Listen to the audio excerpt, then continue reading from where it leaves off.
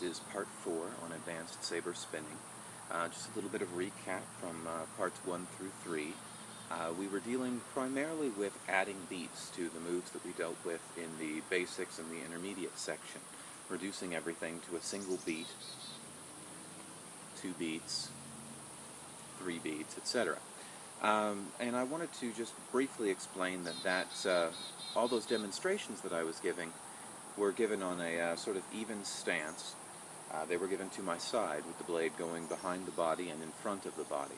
This works if I adapt a more forward stance as well, with my foot pointing in the direction that I'm going, my back foot pointing away from me, more of a fencing stance. If I'm on a forward plane, I can still add beats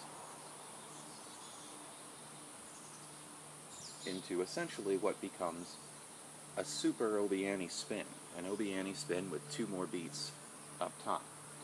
Alright, so those moves, they work in the forward when the blade's going to my right and to my left. They work in the side when the blade's going in front of and behind me.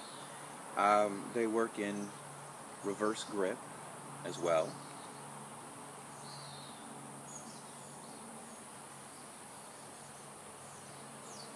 A little bit more awkward in reverse grip, but I can still vine.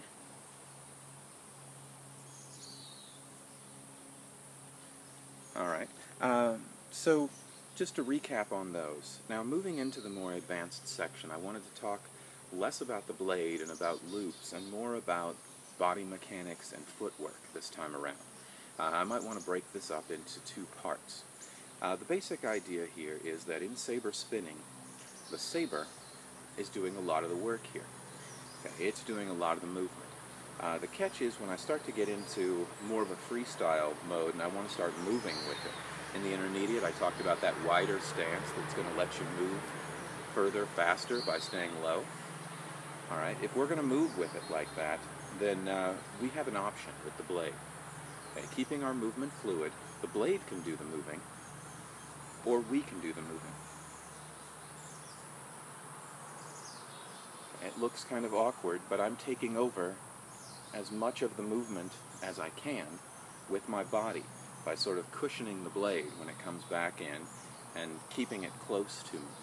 Alright, so the advanced mechanics here, if I can take over this movement by exaggerating my movements and making the blade not have to go as far.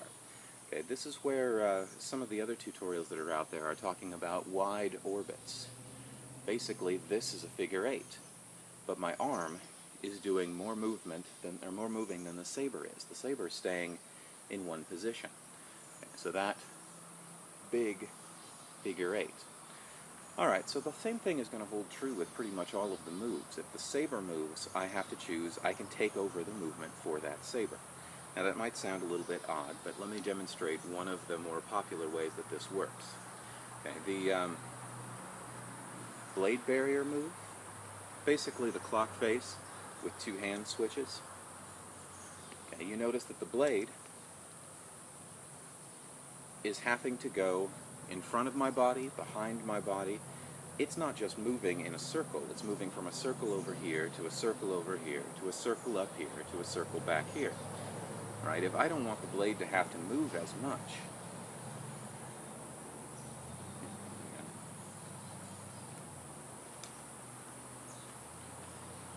I'm spinning around in circles, the blade is staying stationary, and I'm essentially doing the same move.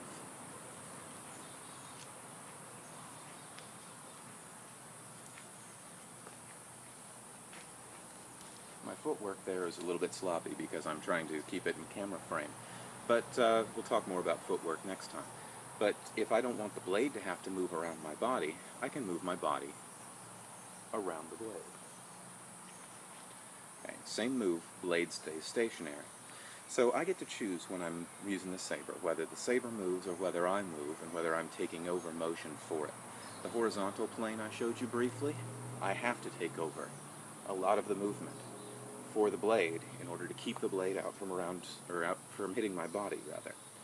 Right? So it's kind of like a lasso move, more or less. And this is actually pretty much the same thing that you do with trick roping, except I'm doing it with a saber blade.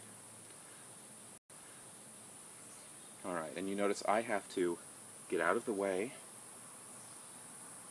extend, and move my body with this in order for it to work. Alright, so when you're practicing, when you're freestyling, just try to move around a bit. Try to see if you can take over for the blade, make your movements more sweeping where you're able, and then be able to tighten it up and make the blade move faster. Give that a try, and I will see you back for the next part.